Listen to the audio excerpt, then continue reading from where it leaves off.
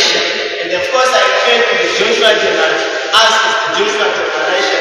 You will understand through the presentation where terminology is coming from. So to proceed, let's just understand what is national unity. And I believe through the ice-breaking session that we were having, the questions were being asked, my understanding or the understanding that has put in my head is that maybe an audience that understands what National Labour Day is.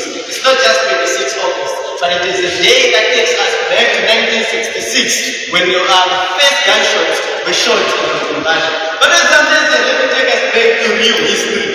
Where did the real liberation start? And then that is where the narrative comes in. And I was glad today for those that are following the session. The master of ceremony, Honorable Kapofi, acknowledged through his remarks that the liberation struggle started through the Zambezi River. So the history, even though the shots were first fired in 1966 in Namibian, the reality to it is that the liberation struggle started with the fear of being compromised or being captured, which led to people running into exile. So that's why we talk of the liberation struggle. But let's go by the book. Of course, 26 August 1966, the first gunshots are shot in Namibian, and that was the beginning of the long-lasting struggle that led to many dying, that led to some people until today face the traumas of the events that happened from that time until 1990 when there are independence. So let's just give it in a nutshell.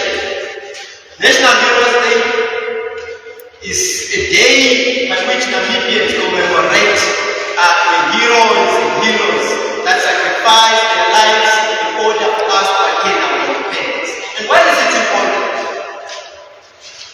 So why is it important? Number one, it serves as a reference for development in the future.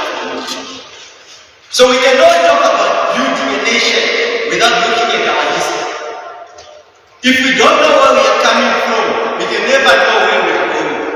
So that's why Sam Nyambe found it important to declare this day as a day that we are taken back and be reminded of what transpired for us to be where we are today.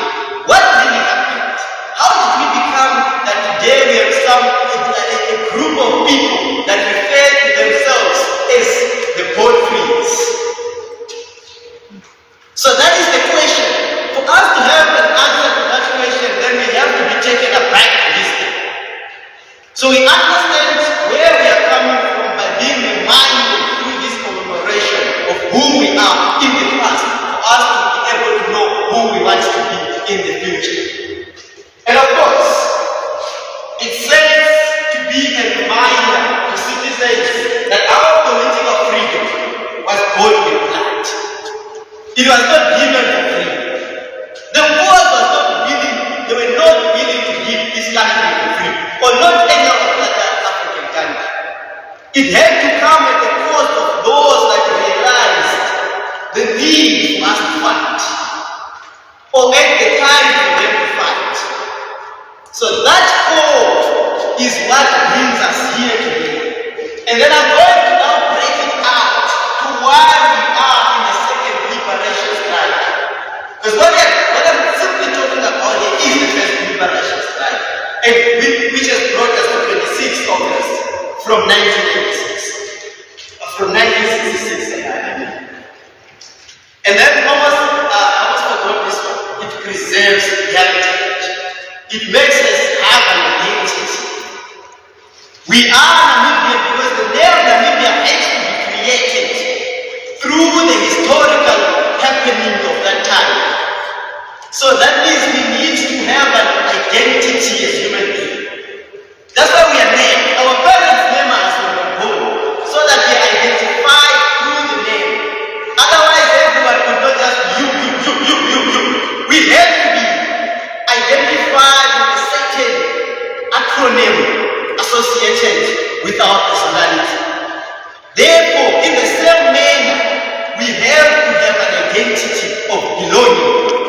So that's what this day also reminds us. Because these people are not just fighting. There is a song that says we are fighting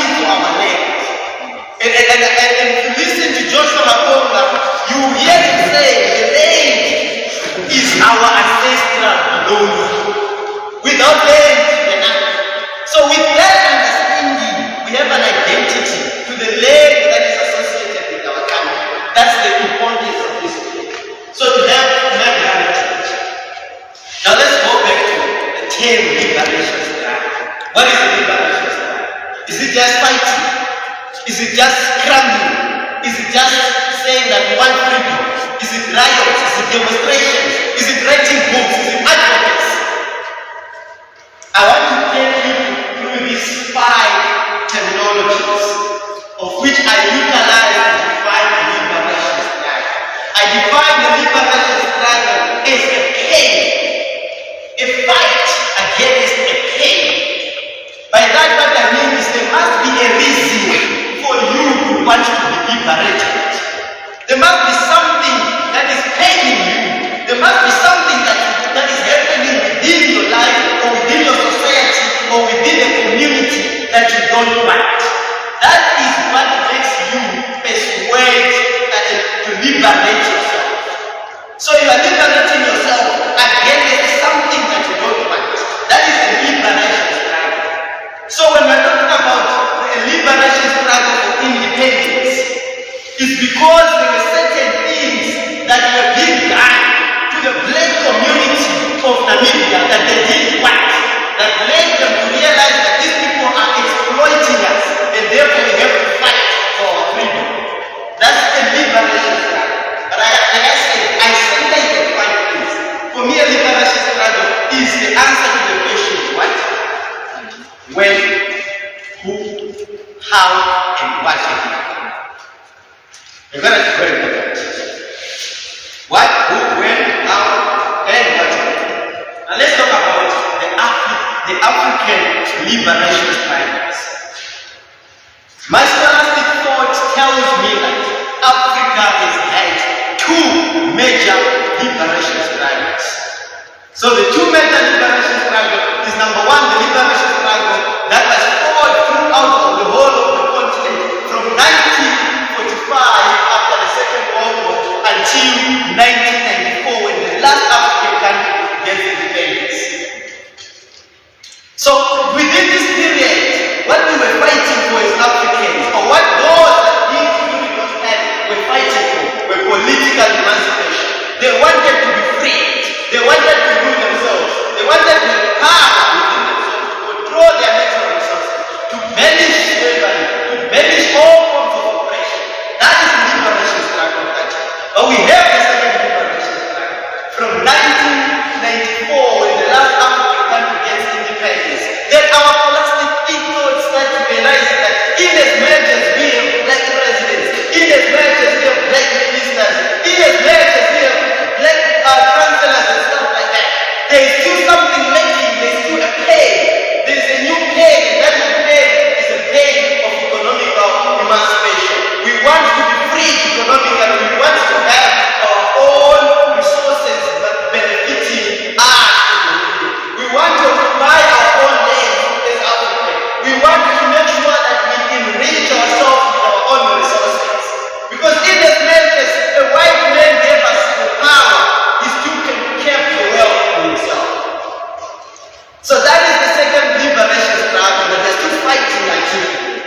Let's dive again more into the first liberation struggle based on the what, the who, the when, the how, and the what. Now let's look at the first liberation struggle. Like I said, this journeys back from 1945, right around 1946, because that's when the intensity of the Kwame Nkrumah's and now started coming out. But the liberation struggle really goes back into 1945.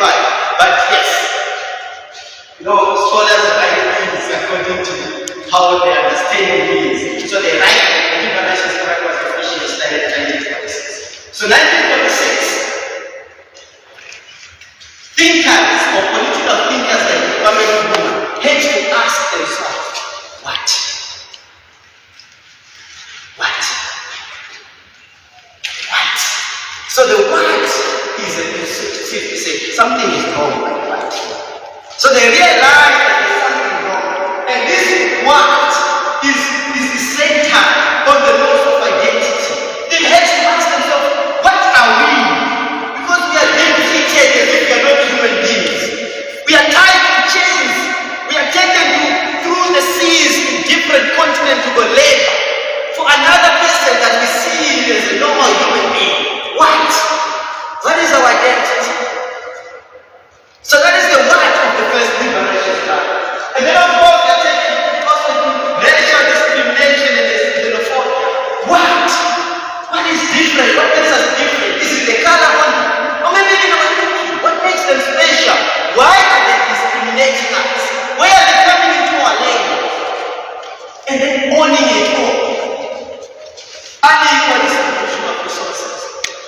They come, they capture the kings. They tell us the king is not as powerful as Satan commissioner, appointed by someone you've never seen all the way from UK. And you understand, you believe in the land that you were born into. Because what? This is the question that the faith liberation struggle icons started asking themselves. What? And then they started also capitalizing on the what of the traumatic experiences. Because surviving slavery or watching your family members going into slavery, it's very traumatic. The pains that were imposed on them. What? And then you look at slavery itself. It was a very inhumane act. It had to make someone question, what is wrong here? So when was all these things happening? When was this liberation struggle happening? When? During the colonial era. After the Berlin Conference, and now Africa has been shared and divided into that way. So that tells us how Africa was viewed by white men. A white man did not see Africa as an inhabitant of a black person. They saw it as an inhabitant of resources. So for them, when they looked, Germany said, I'm going for that part, and UK said, I'm going for that part. And what you see there is their flags being fitted into an African map, because for them, that was all that Africa meant. And that's what colonialism means. Colonialism was never about power. And that's why even after we won the liberation struggle that we claimed the world, until today, we still have the majority of commercial land owned by white people. Because they didn't care. They said, oh, you know what? The country of black life is not there. Just allow them. These people are hungry for power. So they gave us the power. But they still saw and they still see Africa as a resource base for them. So that's why this whole liberation struggle was happening during that era, the colonial era. Who was at the background of this liberation struggle? Who was fighting this struggle? And I call these people Moses generation leaders. I want you to capture that term. Moses generation leaders. Because I talked about the Joshua generation leaders on the title. And I mentioned something about the Moses generation leaders. I'll break it down. So the Moses generation leaders, those are the leaders that helped to take us through the first liberation struggle. So we are talking about the Kwame Nkrumah, we are talking about the Dr. Kenneth Kaunda, we are talking about the Sam Nyambe, we are talking about the Nelson Mandela, we are talking about the Robert Mugabe, we are talking about all those liberation struggle icons that are pushing the agenda of us attaining the political power. So that is the book. So when you talk about the first liberation struggle, it does not involve us in any way. So we can feel in the blood that what has our freedom. It's not even our freedom in the first place.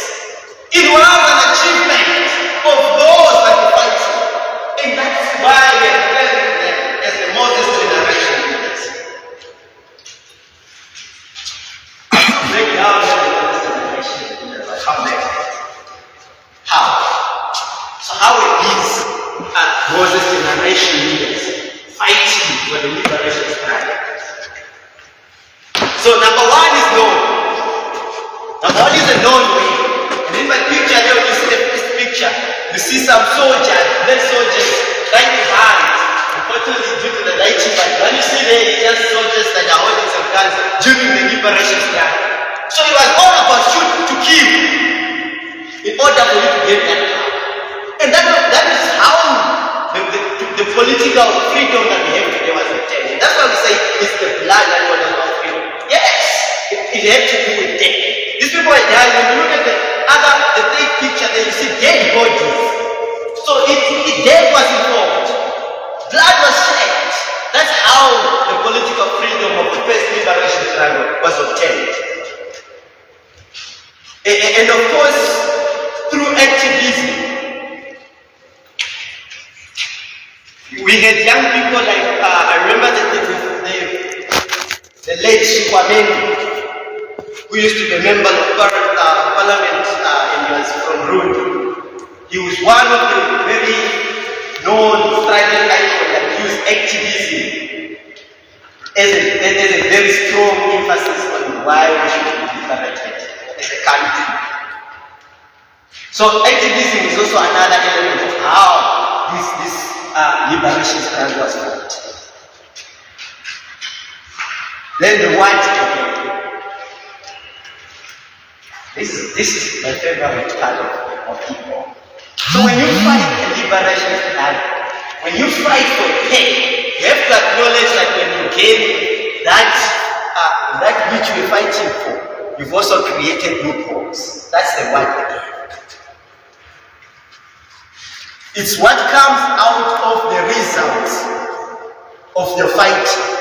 So you're fighting to gain independence. You've gained independence. But what now have you also gained with that independence?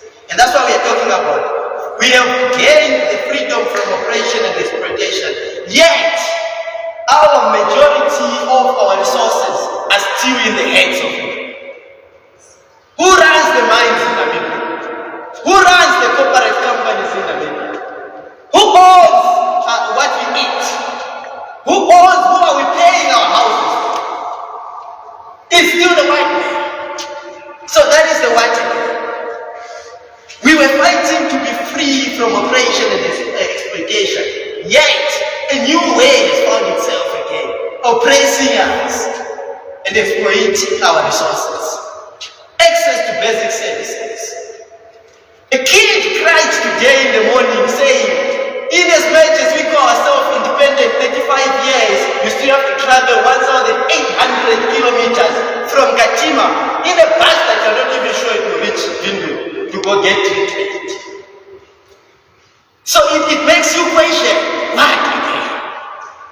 So you have a black president, black vice president, black prime minister, black ministers, and only one white deputy minister, yet you still have to travel 1,800 kilometers for basic services. What again?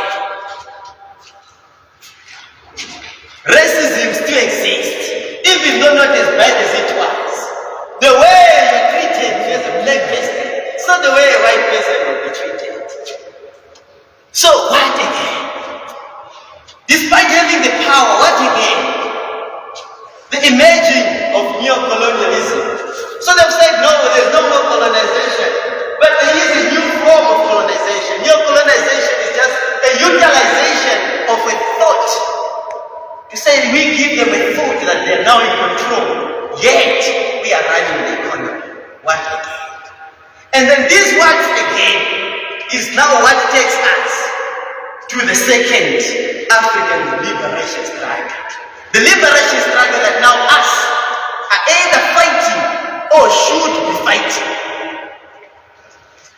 So we are not free. We have not achieved anything, but something. Independence, but not independent. So we've gained independence, yet we are not independent. So we are in the second African liberation struggle, and that dates from 1994. After South Africa now gets independence, and then we start questioning to say, but why is our economy still not in our own hands? What are the metrics that we are using to measure this? What is the what of this liberation struggle? Number one, well known, poverty. So we are independent, yet poor. We are independent, yet unemployed. We are independent, yet we are hungry. We are independent, the level of suicide and social issues, rape cases and stuff is a lot. We are independent, yet there are still countries that where there are black men fighting another black man. What? So this is the what of the second liberation struggle. These are the things, these are the pains that we are fighting in this second liberation struggle. So we fought the first liberation struggle. We have the right to go in the but we are also fighting. The second one is on us. When is this happening? Now. Simply now. The when is now. And this era that is now, we call it an era of the invisible enemy. Because now when we're fighting the first liberation struggle, we knew our enemies because they were human beings like us. That's why we could use guns to shoot these people and fight and the killers and kill them. It was all about visible enemies. Now our enemies are invisible because we are fighting against climate change. That is our enemy right now. We are fighting against neocolonialism. Neocolonialism is not like the colonization of that time when we saw directly because a certain Van Beek was in office. Now you don't see a Van Beek in the State House, but the Van Beek is out of country controlling your resources, invisible. We're talking about inequality. Those are the enemies we are fighting. Today, we are celebrating women empowerment, having a female president, having a female vice president, having majority women in cabinet. Lovely. What are we doing to the boy child? So inequality has been imposed on us. When we promote one gender, we are killing the other. So in the past, we are promoting a boy child, we are killing the woman. Now we are promoting women, we are killing the boy. So that inequality is something that is continuous and we have failed to find the balance. That is an invisible enemy. We don't see that. Yet it is destroying us. Institutions and systems. I remember the late president used to put emphasis on this one. How do you get it? He used to say, for as long as a country does not have institutions and systems that govern itself, then it's prone to be ruled by any other country in any other form of imperialism. So we have institutions and we have systems that are not balanced or that are not set to accommodate us. Until today, a country like Namibia cannot manufacture even a simple thing like a chair because you have policies that are prohibiting you to manufacture that chair. Those are invisible enemies. Policy, something that a certain white man signed and said you are never allowed to produce a chair. If you need chairs, you need to buy from South Africa.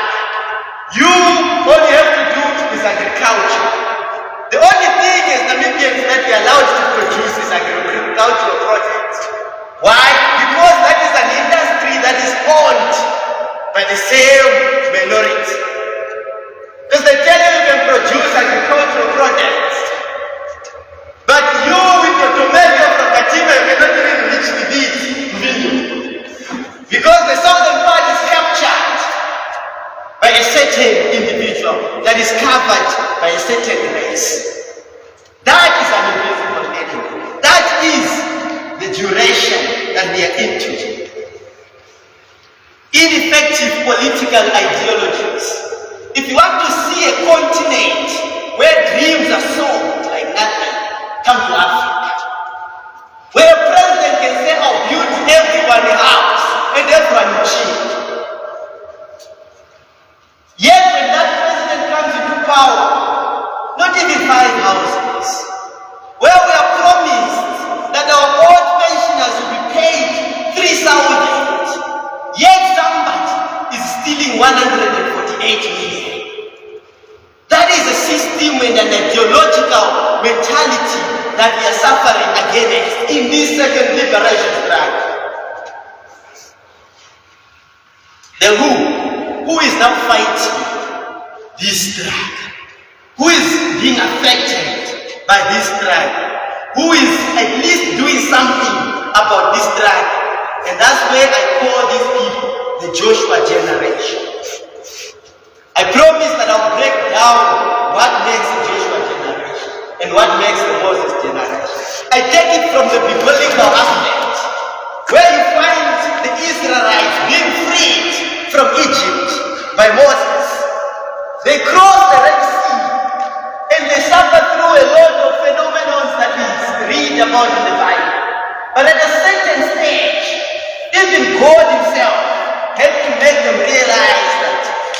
The generation of being freed from slavery had ended. They had new challenges now. How do they survive famine? How do they survive child control and birth control? How are they going to build in Canaan? Moses could not deliver on that anymore. Moses' role was to take them from slavery and bring them to a point where Joshua had to take them into Canaan. The same is an ideological thing that we can apply even in our political world. We had the Kwame Nkrumah, we had the Sam Nyoma, we had the Kaunda, we had the Mugabe. They had their time, their Moses, and they did their task. Now it's you and me as the Joshuas to make sure that this continent goes to Canaan. I'm a preacher, so let me not go into the Bible. When we talk about the Joshua generation, we talk about radical, we talk about revolutionary, we talk about unapologetic and impactful leaders. Leaders that don't go and bow to a white man in order for them to beg for aid. Leaders that when they are presented with a certain ideologies or promises, they have a right and power to say no. And fortunately now we are seeing these leaders raising through presidents, and I highlight through this lecture 6 of them that at least they're doing something, even though it's not being impactful now because they are the only ones. But hopefully as others join, and I'm going to give a recommendation. To the end, to how we can assist in ensuring that these generation leaders, that these presidents that are at least doing something, how do we meet them halfway? You and I, to ensure that indeed we get liberated from poverty, unemployment, all social ills and other things that I mentioned previously that are affecting this generation. The how. So when I talk about the how, I talk about how are we then fighting, or how are we supposed to be fighting this liberation struggle. I highlight 6 presidents for you. Number 1 is Faye. President Faye was arrested 20 days before the election. And when he comes out, he only had 20 days to campaign. But because of his unapologetic nature, his resilient nature of refusing to fight against a fellow black man who has been told, who has been poisoned by the certain ideologies of another white man, he says, I will focus on liberating my country. And that statement makes him win the presidency in 20 days campaign. And this is what he does when he wins his campaign in Senegal. He is the president of Senegal, one of the youngest presidents we have in Africa by now. He says, I was exploited by my fellow black man. I was mistreated, arrested for no reason. Yet, I did not have time to spend on ensuring that again and again I do what this fellow did to me. I have a country to build, not a certain black man to avenge. So that is the kind of leadership that the Joshua generation needs. Leadership that focuses on building an economy other than avenging a fellow black man, avoiding conflict in all its own ways.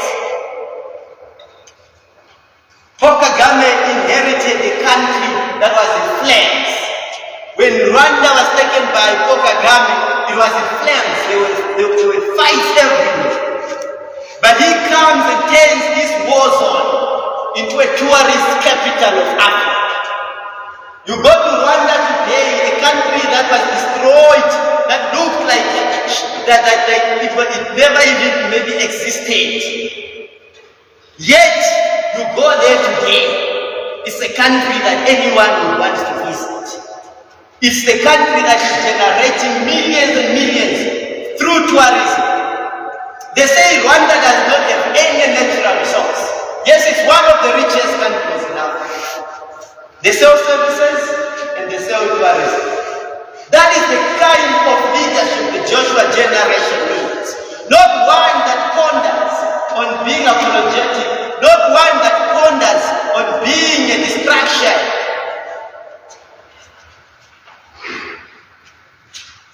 That is Pokagami of one.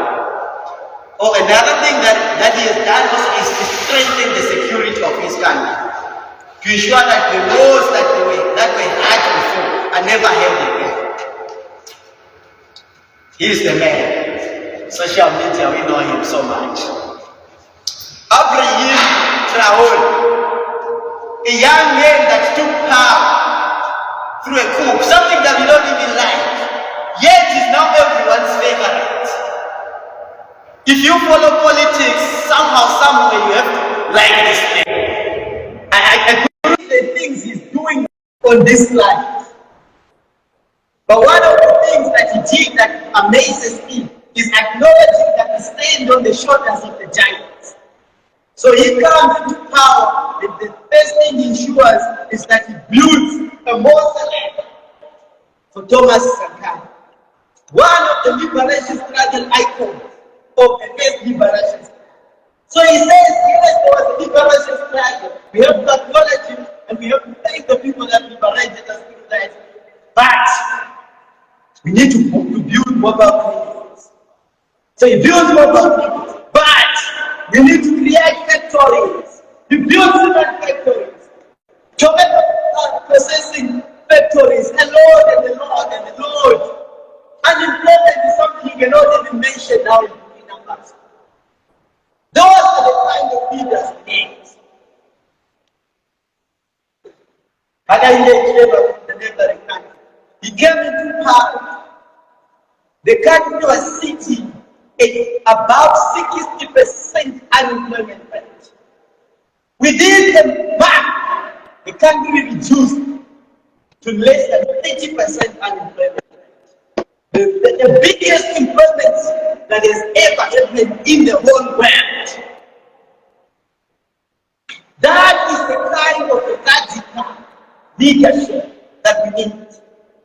He refuses to say, what is the use of me being paid as a president when people are suffering within the locations? He refuses to be paid. That is the kind of radicalism that we need. Youth empowerment projects. I just got to learn that they even have something called wake for cash, where you just wake up from your house and go to the council and say, I'm going to clean that street. Then at the end of the day, you get money. It's happening in Zambia. That is the kind of radicalism that we need. Unapologetic. Juma Bob, a young lawyer, one that has refused to be shaken. He says he's not going to sit on the policies that were designed to make us lazy, number one. He says you'd rather not need to ensure that those policies are cleared out. The policies like we have here in where we are not allowed to invest. He's coming out of them. He's saying that you'd rather collaborate with the neighboring countries and then manufacture things within them, rather than depending on Europeans that are imposing policies that only support them, that only enrich them. So this is the kind of radicalism that we need. He says that if a public service is not functional, a certain day comes where whenever they want to go to bed, to go out, wherever time they want, he does not tolerate that. That is the kind of radicalism that we are talking about. He goes down and I see, we even ask Namibia now, the ministers are putting this strategy within he's one of those people that do random visits that ensures that the public service is delivered. And then, of course, strengthening Botswana's relations with neighbor. We've seen him going around also in Africa recently, ensuring that he talks to his colleagues and also making sure that Botswana taps into the industries that the neighboring countries are exploring. Our very own, I call it twice liberation struggle. That's icon because she fought the first liberation struggle. Fortunately, she's fighting again the second liberation struggle. She has made poverty eradication the own mission. And then she says that we have to benefit from our own resources. She ensured that she has appointed capable ministers that are eradicating poverty. If you want her report, the 3-month office report, there's already 7 projects that are under construction for infrastructure development. Energy efficiency, we are seeing massive investments in the oil and gas industry, in the hydrogen industry, and of course, inclusivity and gender equality. That is at the name of it. But she's one of those that have suffered the expense of being a woman. Therefore, she understands the reason why she empower a woman, but she also had vowed to not give a boy child. Hopefully, that is what will happen. Youth empowerment. We are talking of already the 207 million youth development funds. So these are kind of projects that we want. Even though that takes us again to the white again.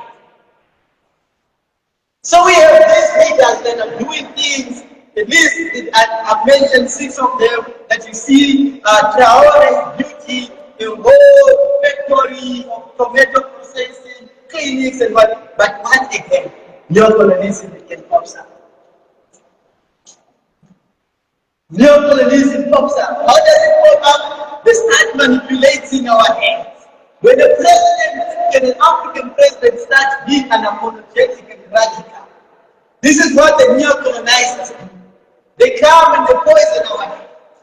They start making that president become a term that we have declared as an illegitimate president. Sure, we heard of something like that. They start coming and poison our brains like this president is not supposed to be there. It happened with the war. When she made speech to presidents, they came within the political parties and picked some individuals to make sure that they contest against her, so she doesn't stay with the president. They say she's not qualified to stand as a president. Why? Because she threatens their agenda. Neocolonialism. Look how they are painting now. They're saying, no, he's not doing anything. We are seeing what he's doing, yet they're saying he's just a dictator. He got power through military. He's not legitimate. Look what is happening in Zambia. Simple federal that is very easy. It's going back. Wow, this is an election. And they want that president to go down because it's destroying the country. Look what is happening in Botswana. Because this woman is saying, our diamonds are ours. You can come and give terms of what we use our diamonds. If you don't want to buy them process, then go and buy somewhere else. We are going to process our diamonds. They come and they say, diamonds are not even clean. They come, they start pointing fingers within the political, they start accusing him of sleeping around with his young ministers. Why? Neocolonialism. They will never allow a certain president to stand out and destroy their agendas. That is the one again. Failing systems. This is done by the leadership. We have presidents that are doing well, especially the 6 that are highlighted. Yet, there are still systems that are made to keep the wealth or distribute down or remove them. So these systems are designed in such a way that they'll say, but you are a member of faith. So setting as protocols, setting as strategies, setting as policies. So it is not just developing national policies, local content policy, but what you have to stick to the setting, which they control. Set funded by European Union Commission. So these are radical things that we have to look at as the watch again. Toxic international relations. We have something that we call toxic international relations, where we see countries coming to Namibia and then proposing collaboration and stuff like that. And then to those proposals, they attach terms and conditions. We are going to fund your green hydrogen industry, but we are going to run it in the name of international relations. We are friends. But this is how we make on our terms. That's how they play it. This is the watch again. Toxic policies. I've mentioned them already. The police in Namibia, they're not allowed to produce a lot of things. These are toxic policies. Now what I'm going to do now is I mentioned that at the end, I'm going to propose a solution. And that solution that I'm proposing is basically centered on this video that I'm going to watch. Hopefully it